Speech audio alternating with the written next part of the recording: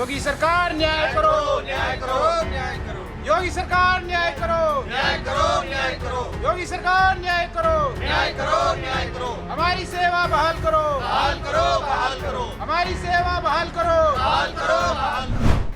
UPPCL के कर्मचारी हैं, 122 दिन हो गए हैं लगातार ये अपने समायोजन की मांग को लेकर धरने पर बैठे हुए। लखनऊ इको गार्डन की तस्वीरें मैं आपको दिखा रहा हूँ। 603 इनकी संख्या है।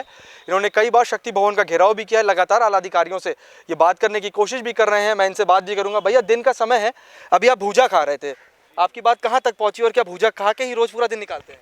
भूजा खा के और ठेले पे सुबह 10 रुपए की पूड़ी सब्जी और शाम को भी पूड़ी सब्जी। दिन में भूख लगती है तो हम लोग भूजा का उपयोग कर लेते हैं।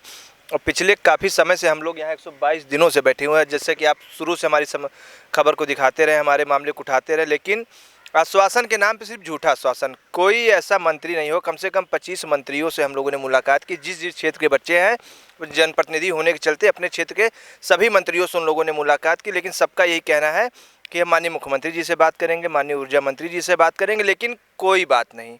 सिर्फ दिलासा, झूठी आशा और झूठा आश्वासन।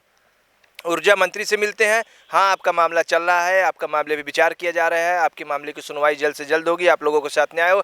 लेकिन हमें पता है सिर्फ झूठा आश्वासन है, हम लोगों को दिग्भ्रमित करने के लिए और बरगलाने के लिए ऐसी बातें की जा रही हैं और कुछ नहीं। ऊर्जा मंत्री जी हैं और हमारे जो निकम्मे और कामचोर अधिकारी, पावर कॉरपोरेशन के अयोग्य अधिकारी, जो करना था उसको न करके दूसरा कार्य कर गए।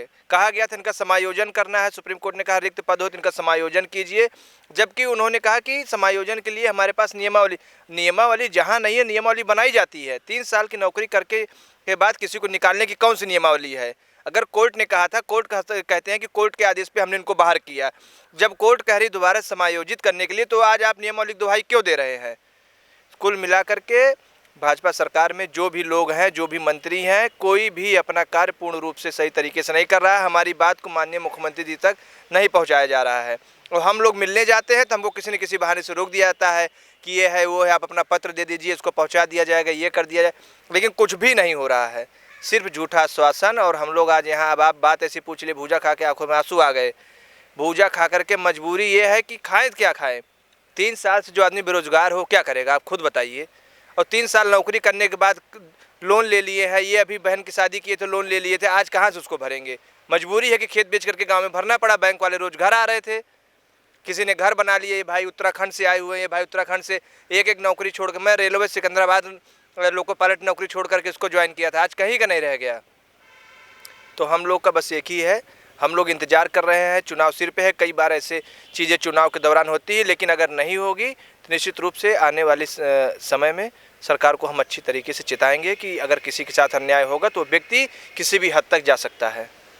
भैया, समस्या जो है वो आपने घटने की, आपकी जो समस्या है वो घटने की बजाय लगातार बढ़ती जा रही है। आप लोग कह रहे हैं कहीं आपकी सुनवाई नहीं हो रही है। 3.5 साल का लगभग समय हो गया है, 122 दिन इको गार्डन में हो गया। आप लोग को कितना इंतजार करेंगे अभी? देखिए, अब इंतज़ार तो करना ही पड़ेगा, क्योंकि अब 122 दिन हो गए धरने से बैठे बैठे। एक उम्मीद लगा के हम लोग बैठे हैं कि आज नहीं कल हमारी सुनवाई होगी, लेकिन अभी तक ऐसा लग रहा कि शासन प्रशासन के ऊपर हम लोगों की आवाज़ ही नहीं पहुंच पा रही है।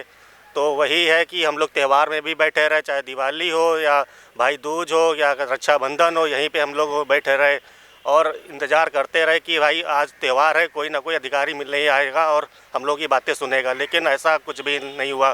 तो वैसे ही अब चुनाव सर पे है तो उम्मीद लगाए बैठे हैं कि हो सकता है कि कोई आ जाए और हम लोगों की जायज़ मांगों को सुने। चुनाव है, नेता सबकी सुनवाई करते हैं, तो हो सकता है इसी में आपकी भी सुनवाई जाए, इसी उम्मीद में आप लोग बैठे हुए हैं। जी बिल्कुल, यही उम्मीद है कि सरकार जो है, जो कि राम राज्य की परिकल्पना से चला रहे हैं, तो हमें पूरी उम्मीद है कि जो है सरकार से कि हमारी मांगों को सुनेगी और जल्दी कुछ कार्रवाई करेगी।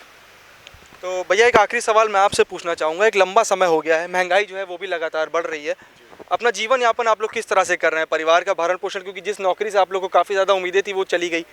3 साल का समय हो गया, आप लोग अभी भी इंतजार में है कि विभाग जो आप लोग को समायोजित करेगा, तो आपका काम कैसे चल रहा है? सर, अभी तो देखिए, हमारा परिवार और हम दोनों ही रोड पे हैं। हमारे परिवार भी भूखे मरने की कगार पे है। जिस तरीके से हम यहाँ पे भूजा खा के कार्य अपना जीवन यापन कर रहे हैं, उसी तरीके से परिवार में भी एक वक्त की खाना खा के अपना जीवन यापन कर रहे हैं।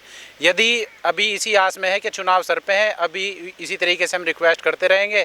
यदि सरकार ने हमारे साथ न्याय किया तो हम भी शायद सरकार को दोबारा से इसी सरकार को दोबारा से जिताएं, परंतु यदि सरकार हमारे साथ न्याय नहीं करती है तो आने वाले समय में हम सरकार को दिखाएंगे कि वो एक निर्दोष व्यक्ति को सज़ा देते हैं तो उसका परिणाम किस तरीके से भुगतना पड़ता है।